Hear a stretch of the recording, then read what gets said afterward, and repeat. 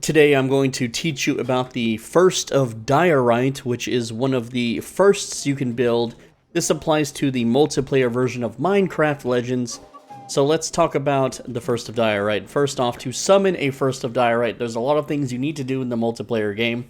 First off, you're going to have more than one gather coal node built. You need at least 2 of these so that you can afford to even place one down, because otherwise you will max out at 375 coal and you need 400 to build the spawner.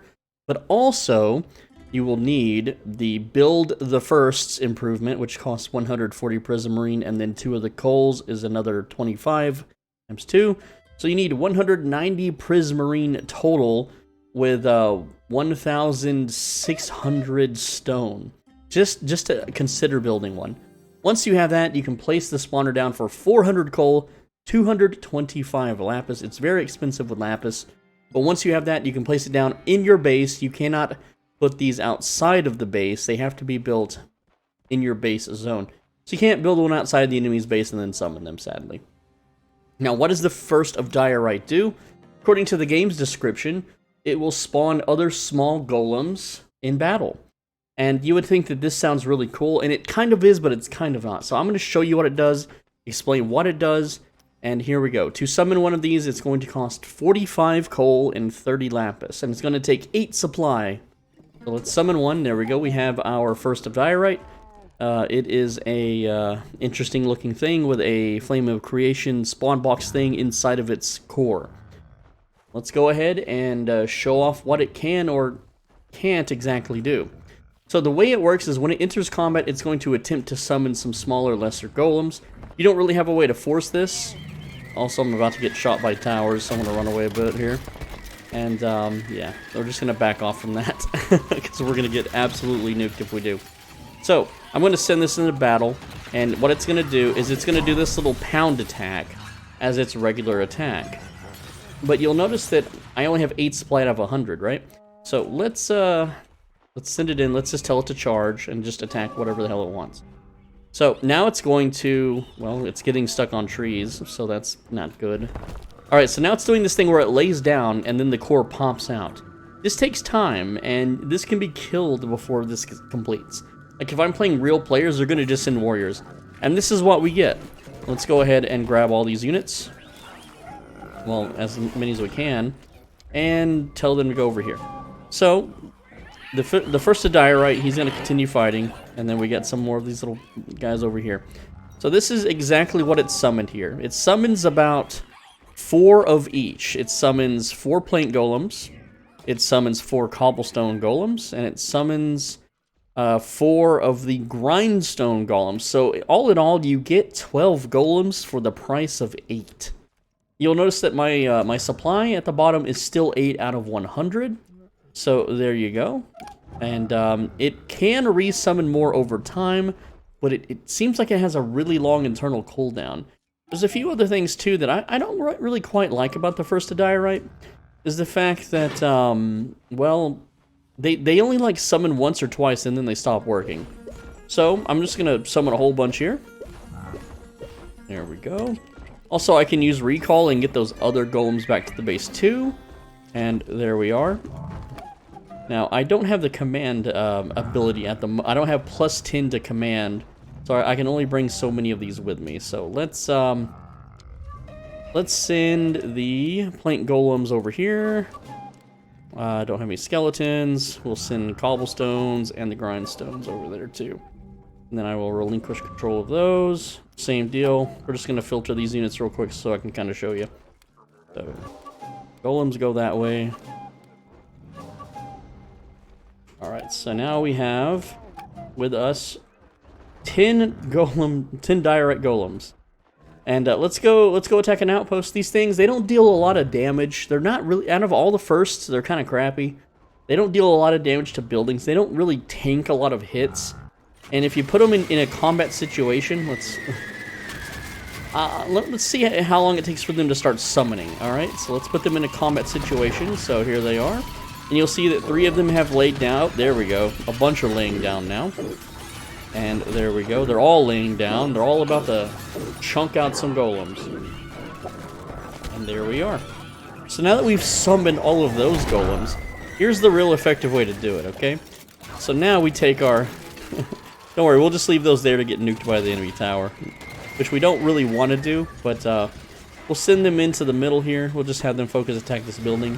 So now when these die, we have our supply freed up. But we also have a bunch of those just starter standard generic golems that we can also recall in command. So it's kind of a way to cheat your supply. But you'll see that they're going to stomp down the building. It does take them some time. They're not the strongest.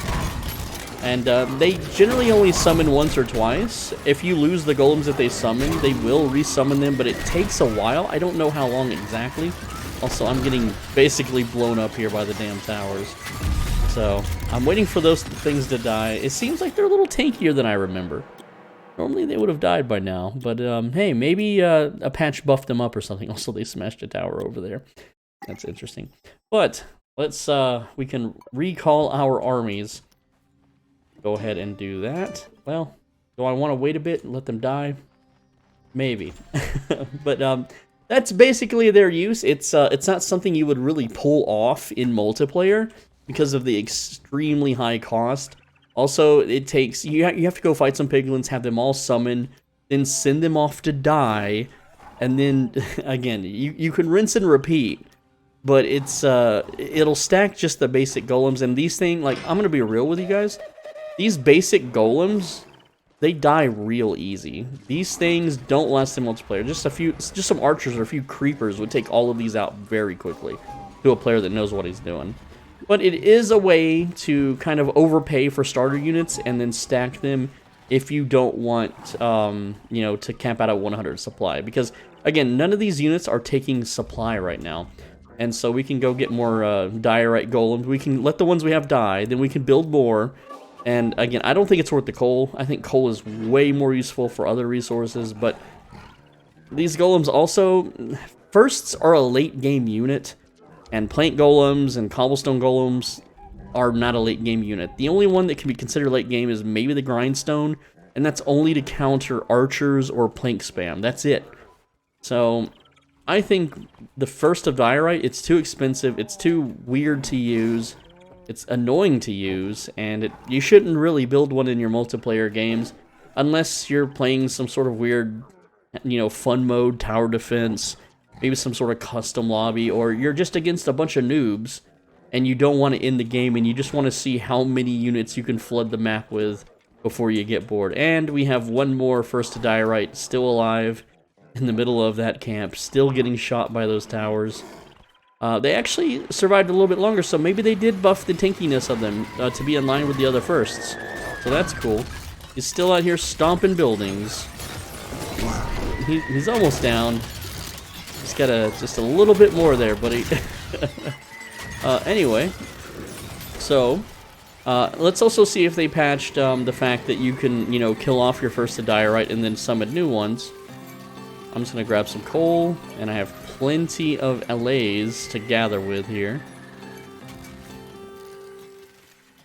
Alright, so there we go. We are at 0 supply once again. We can summon more Firsts of Diorite and then see if they summon even more golems. But before we do that, I'm just going to put this down so I can recall to it. That's the only reason I'm doing it. Just so I can use this as kind of a gatherer. There we go. Recall all the units. There they are. Nice and compact. Let's build more of these bad boys. Alright. More First to Diorite. Let's go. More, more unit creation. And it's better to find piglins than it is a base, because I find that they're more likely to summon when they're fighting piglins and not so much when they're fighting base structures or towers. When they fight towers, it's like the AI prioritizes the ground pound. So I'm just going to take them over to some piglins that are marching towards my base, and that will show us if they will continue to spawn them or if that's been fixed. And I'm just going to tell them to charge here. So there we go. They're going to stomp. They're going to get slashed and hacked up. They're going to knock them back.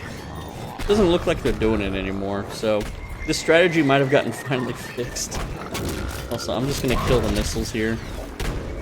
Yeah, they're basic. Once they spawn the unit, they're kind of pointless to build again, it seems. because normally they would have spawned by now. But if we command tell them to charge like that instead of the E button, I don't need to fight the piglins. But yeah, they are not spawning more units.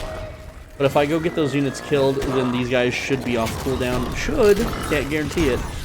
But there you go, First of Diorite. They're pretty awful. They're not worth the cost. Kind of a, it tries to be interesting, but at the end of the day, it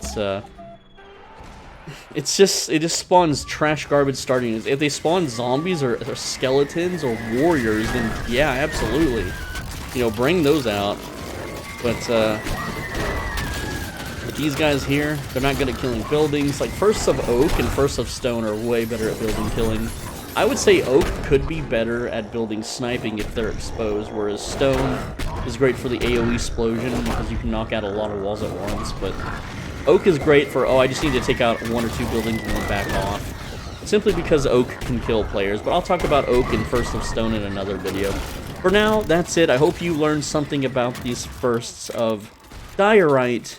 Don't build them in multiplayer games unless you just want to do something stupid and have fun, because they patched them, they made them tankier, but they're still not the tankiest oak. That would be brick.